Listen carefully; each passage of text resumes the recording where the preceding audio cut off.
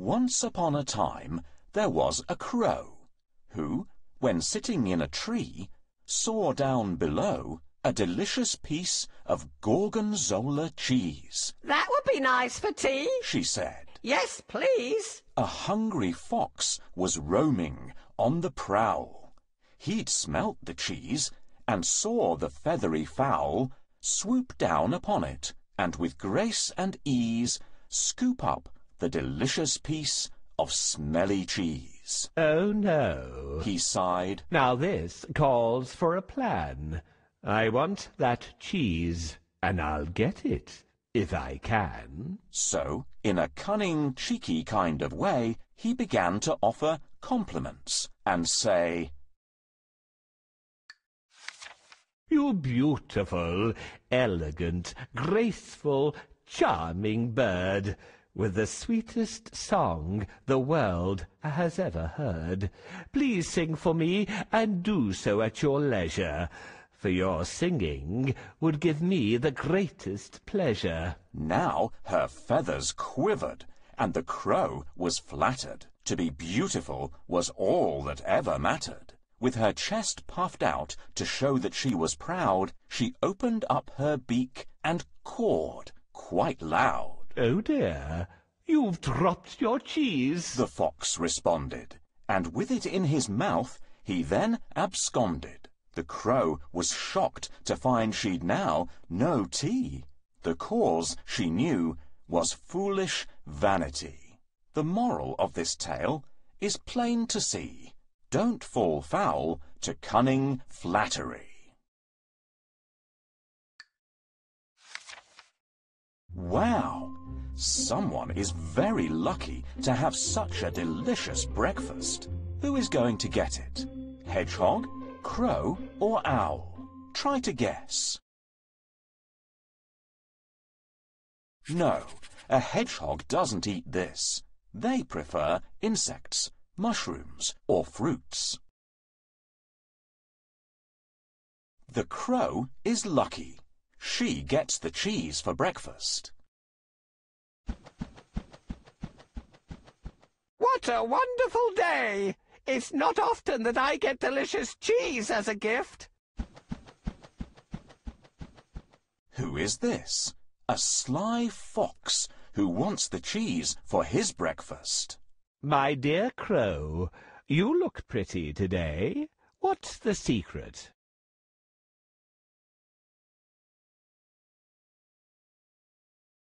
"Your teeth are sparkling white and sharp.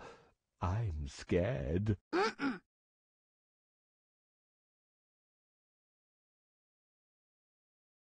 "Your ears look lovely. All the animals admire it."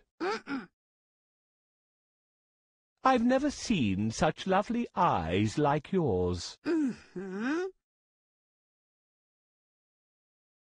"Only noble birds like you have a tail-feathered crest." "Your whiskers are so long and pretty." "What beautiful soft feathers you have." "Please sing to me in your sweet and gentle voice."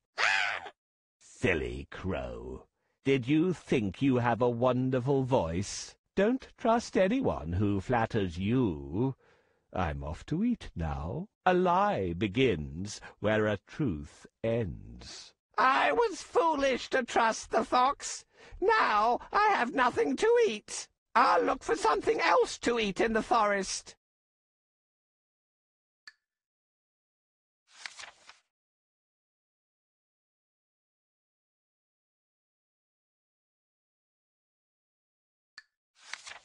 A young hare once boasted how fast he could run. He was agile, long-legged, and out for some fun.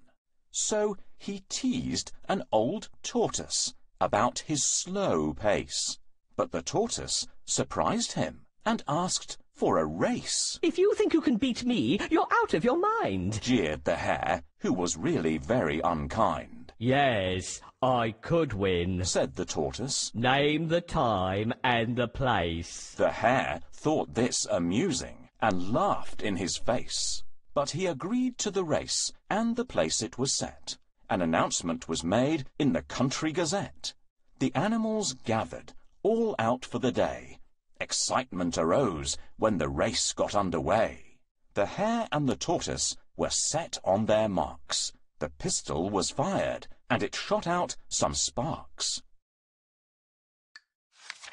In a great cloud of dust, the hare ran off at some speed. It was obvious to all he was well in the lead. The tortoise then coughed, wiped the dust from his face, then set off quite steadily at a moderate pace. He didn't worry that hare could run very fast. The test would be whether or not he could last. The hare, with his racing, had made himself hot, so he stopped under a tree in a cool, shady spot.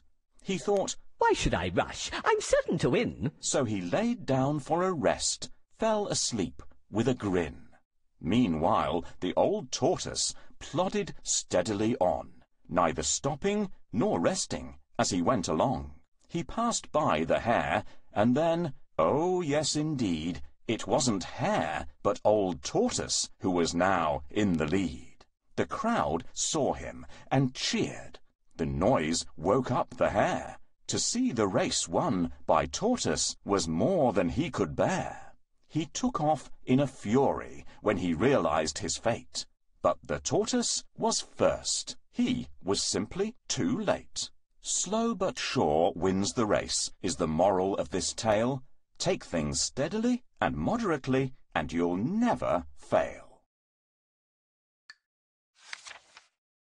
I'm proud to be fast and light-footed. Those who can't run fast are really unlucky. How do you manage, Tortoise? I might be slow, but I'm always on time. You can't be on time if you're slow. Let's have a contest to see who reaches the mountain first. I accept, hare. Nightingale, can you be the judge? Sure. Please take your places. On your marks, get set, go! Good luck, Tortoise! Ha ha ha!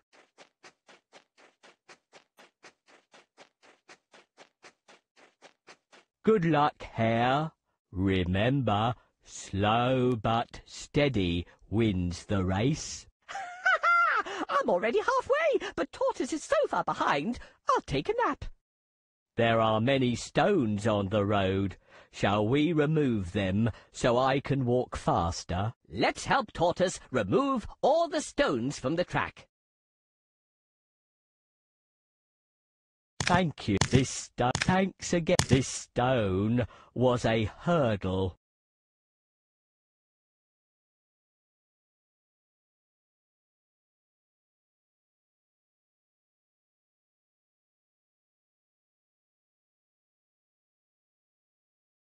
The bridge is broken. Can you help her to repair it? We need to find all the wooden parts. Great! Thank you. The bridge is as good as new now. Thanks. You are a great helper.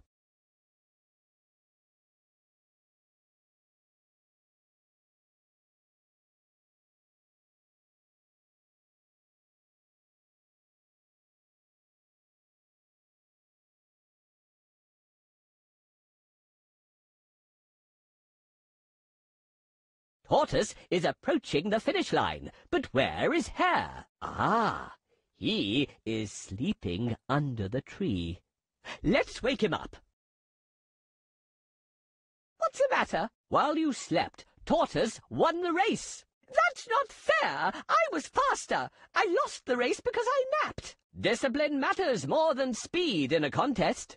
Tortoise is the winner. I try to be always on time and finish what I've started.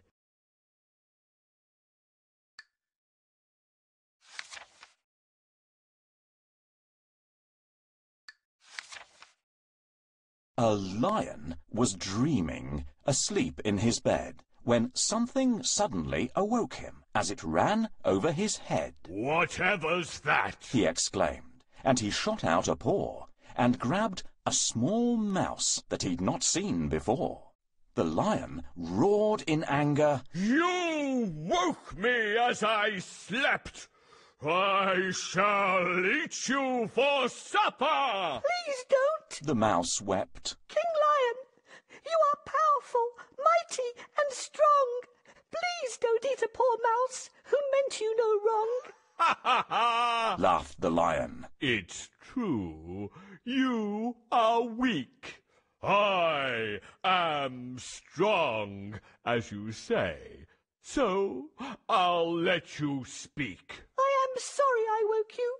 Please be kind. Let me go. I may one day repay you. You really don't know. "You repay me?" The lion laughed. "That's a joke." But he let the mouse go, and he gave him a poke, saying, "Off you go, little mouse. I don't expect you'll be back. At the most, you'd have made me a very small snack." So the mouse bowed in thanks, and then went on her way, and the lion never saw her, until it happened one day he was taking his usual stroll in the jungle when a rope trap ensnared him, and he got in a tangle. He struggled and struggled, but the ropes only got tighter. It didn't help, in this case, to be a great fighter. "Help! Let me out! Let me free! I'm in pain!" But his roaring and crying were to be all in vain, until a small mouse in the bushes pricked up her ears and ran to his aid and swallowed her fears. Remember me, your highness. She found the courage to say. You showed me kindness, and I said that one day I'd repay you. And now I'm really quite sure I can help you. And then, quickly, she started to gnaw away at the ropes until she'd gnawed a big hole which the lion fell through safely, body and soul. "At last I am free, little mouse, thanks to you. You may be small, but you are honest and true.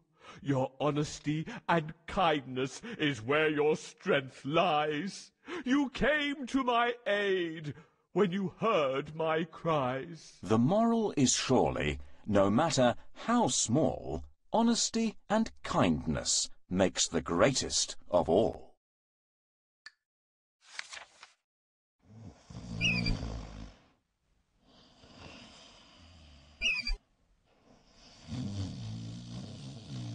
"Who dared to wake me up?" I'm sorry, Lion.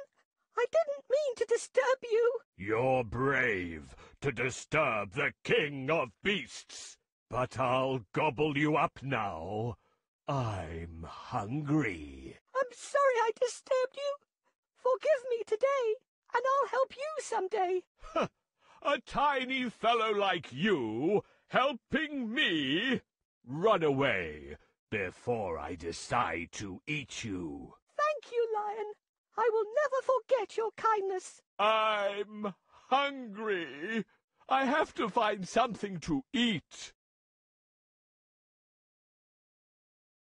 Wow! What luck that I found such a delicious piece of meat. "It's a trap! Help! Help! Let me out!"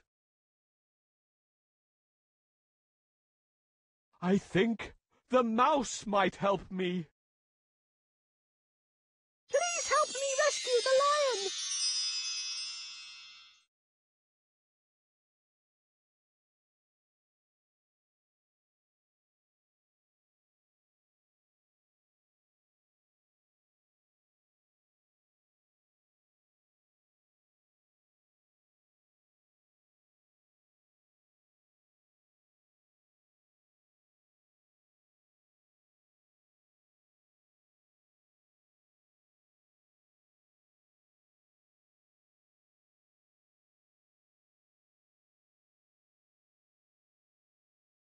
Thank you for helping me, Mouse. Be good, expect good.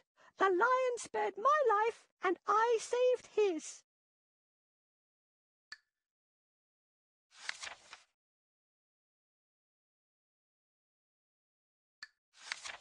Late one summertime, when the corn was golden yellow, a jolly grasshopper jumped by, a cheery, merry fellow. He loved to play his fiddle, and he loved to sing and dance. Amongst the corn he'd leap and laugh, and hop and play and prance. He had passed his summer days just fiddling, having lots of fun, idling all his time away in the warm, bright summer sun. Then, by chance, one sunny day, he met a working ant, who was clever, wise, industrious, and very diligent. He saw the ant was hard at work, dragging an ear of corn with all his might. It was 20 times his size, such an extraordinary sight. Goodness! Chirped the grasshopper. Why not stop with me and play? Why work so hard on such a bright and glorious summer's day? The ant then turned and stopped and looked the grasshopper in the eye. You foolish, silly time-waster. I shall tell you why. The sun is shining. Yes, of that I am well aware.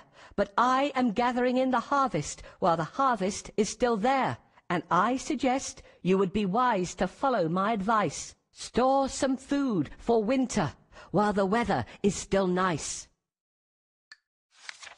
But surely, said the grasshopper, the winter won't come for a while. To work on such a glorious day is really not my style. The working ant took up his load and with a shaking of his head said, Goodbye. I must prepare for winter and my family must be fed. The grasshopper waved his fiddlestick and ignored the ant's advice, and he hopped away and fiddled while the weather was still nice. But the seasons change, and winter came as it was sure to do. The field was bare and empty, where the golden corn once grew. The ant had stored corn wisely. He had food the winter through. But the grasshopper went hungry. There was nothing he could do. He had ignored the ant's advice, and now it really was too late. You cannot eat fried fiddle. It doesn't make a tasty plate. The moral of this story is, of sound advice take heed. In times of plenty, save and store in case of future need.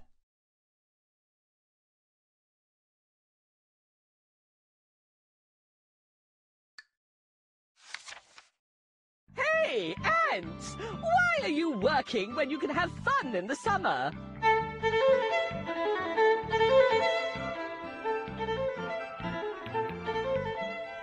Poor grasshopper.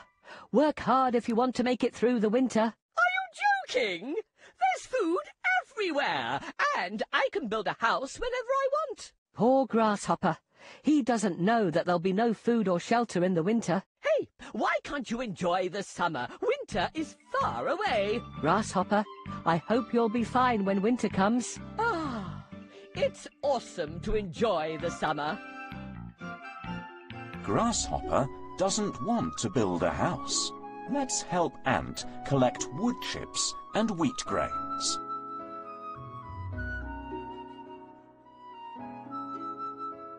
Thanks. These ears of wheat will taste delicious on New Year's Eve. Thank you. This ear of wheat will last me through December. Thank you. These wood chips will warm my house in the winter. Find a bucket to collect dewdrops, for we need to gather dew now.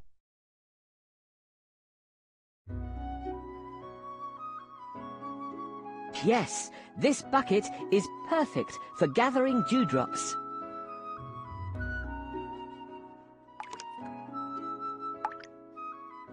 The bucket is only half full. We need a bucket full of dewdrops. Good. The bucket is full. I'm ready for the cold winter now. I wish the rain would stop. My wings are wet. Is there a shelter? Poor Grasshopper might catch a cold. Let's find him a home.